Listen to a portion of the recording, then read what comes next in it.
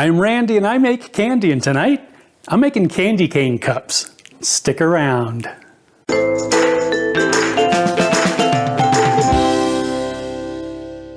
Greetings, my confectionery compadres, and welcome to Randy Makes Candy, where I help you make tasty treats that people love to eat. Tonight, we're going to combine two of my favorite flavors, chocolate and mint.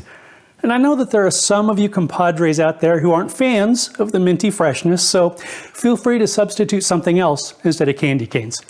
Like those little red and white candies that make you think they're peppermints, but when you put them in your mouth, you find out that they're actually cinnamon. Now, I don't want to get off on a rant here, but if you have to camouflage your candy as something else to get people to eat it, you might want to rethink your product line. Anyway, as always, I'd love to hear about your results if you decide to make your own candy cane cups, as well as suggestions for other recipes you'd like to see in future videos.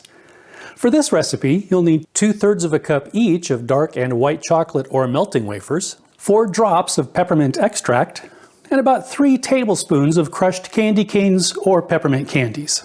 You'll also need a silicone mold, a couple of bowls for melting the chocolates, and a spoon. Okay, let's make some candy. Temper the dark chocolate or melt the wafers. Fill each mold cavity about halfway. This recipe makes 8 candy cane cups in my mold, but it'll vary depending on the size of your mold. Give it a few short, sharp shocks to get the air bubbles out. Let the dark chocolate sit for about 15 minutes. Then temper the white chocolate or melt the wafers.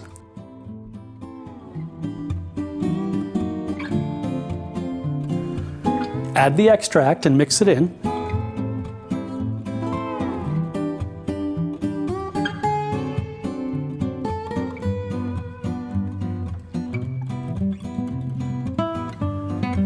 Fill the remaining space in each mold cavity.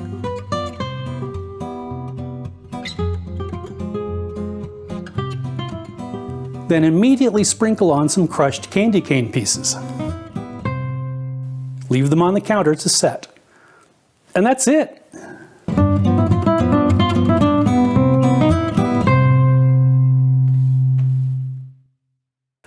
Okay, let's give it a try. Slancheva.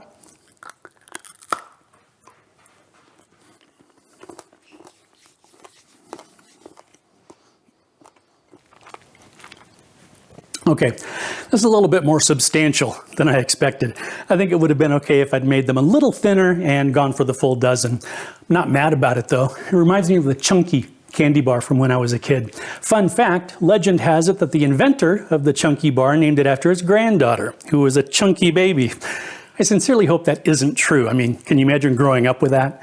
Anyway, flavor-wise, this is exactly what I'd hoped for.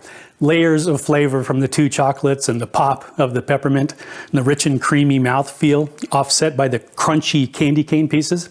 You saw how simple this was to make, and the result is absolutely on point. If you're a fan of the chocolate and mint combo, you really ought to try these. If you enjoyed your time here in the Candy Kitchen, please like, share, and subscribe. Thanks for sticking around, and I hope you'll join me next time. This recipe makes 8 candy cane cups in my mold, but it'll do. I think it would have been okay if I'd made them the rich and creamy mouthfeel offset by the